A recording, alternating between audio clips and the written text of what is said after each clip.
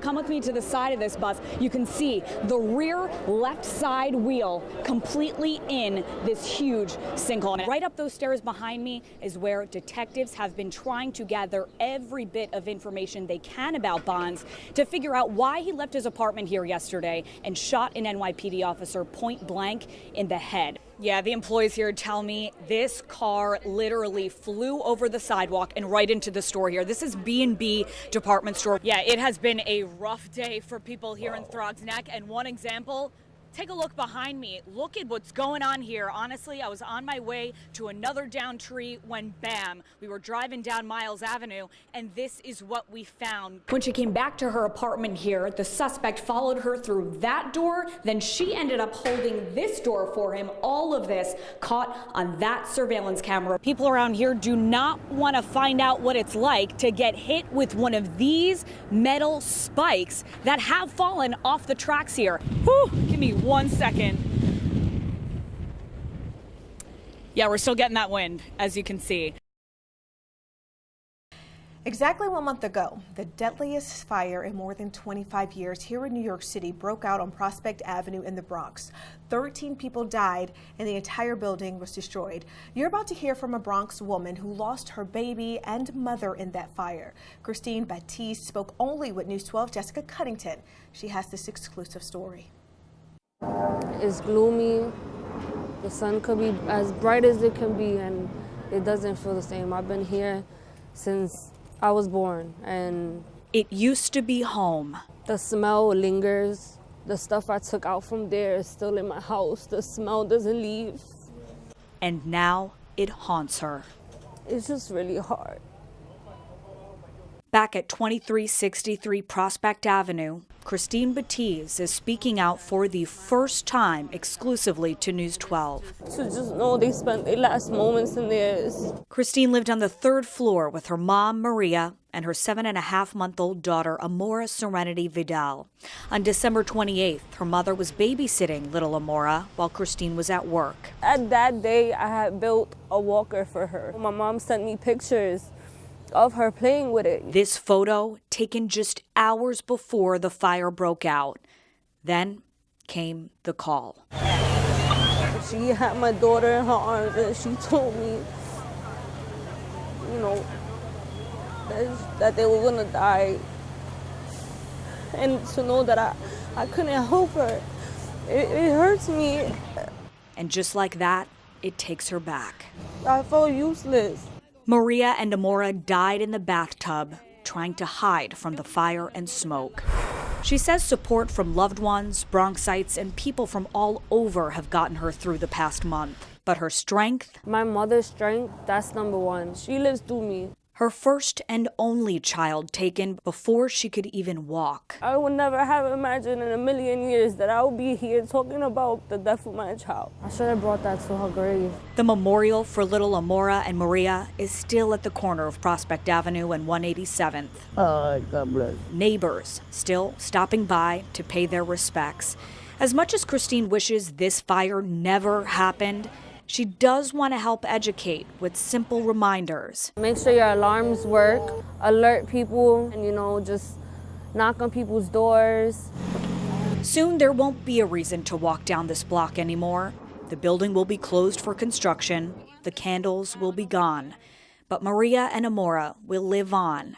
Never take anything for granted, because it can all be taken away in a matter of seconds. Most importantly, in Christine's heart. Jessica Cunnington, News 12. It's not fair. You have to leave without nothing. What do you do? What does your family do? This is my place to work, support my family. I don't know what else to say or to do. Ripped away. It's just like your spirit let down. Their businesses and their lives are rooted in Parkchester. 25 years. Going to be 60 years. 12 or 13 years. 37 years. 20 years. Since 1979 as a broker. We've been here in this building for 35 years.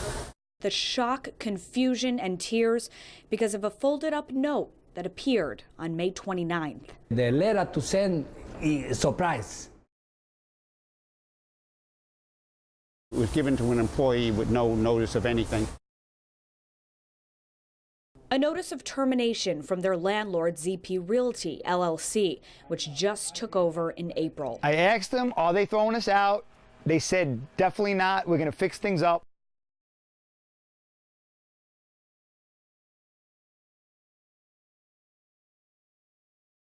All of that cut short, years short, and everything has to go by June 30th. Where am I supposed to put all this stuff? Nowhere to go and what to do. I wish I stay like 3 or 4 months more that I can find another place to go. At least give us a year. We know we have to move, but we need time. More time.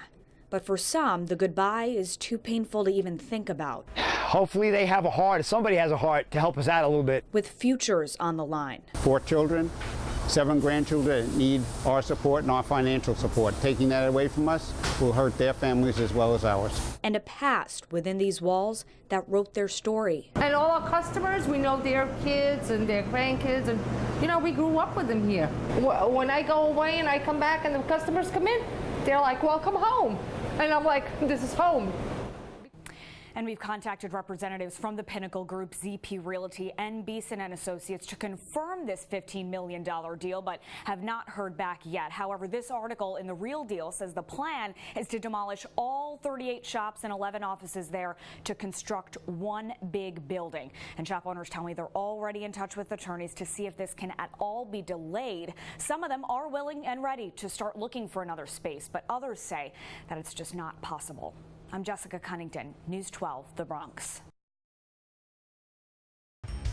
Well, we all have battles in life, right? Some choose not to fight them, and others, with a little support, can win and make it through and change their course forever.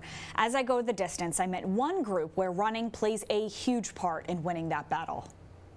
Me back then was crazy, wild, out of control. At 19 years old, Ashley Benitez describes a life of drinking, drugs, and partying. I burned a lot of bridges. A life she was living only 6 months ago. And I got arrested.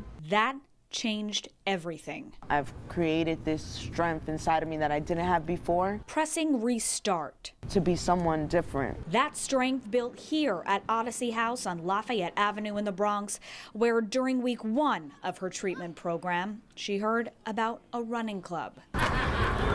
Something she'd done for fun before dropping out of high school felt good again. It takes frustration away. If you're thinking, just let it out. Ready? The club, more like a family, and its name are words Ashley lives by. Run for your life. She and 13 other Odyssey House clients are running the New York City Marathon. Bring it in.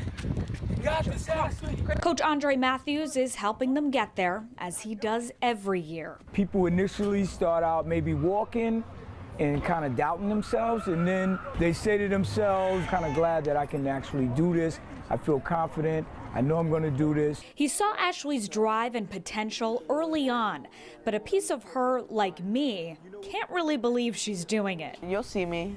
I'll be running and I'm like, where's this finish line? Is it here yet? Are we there? But all jokes aside, this girl is tough. I am nervous, but I know I can do it. Just waiting for that day, November 1st.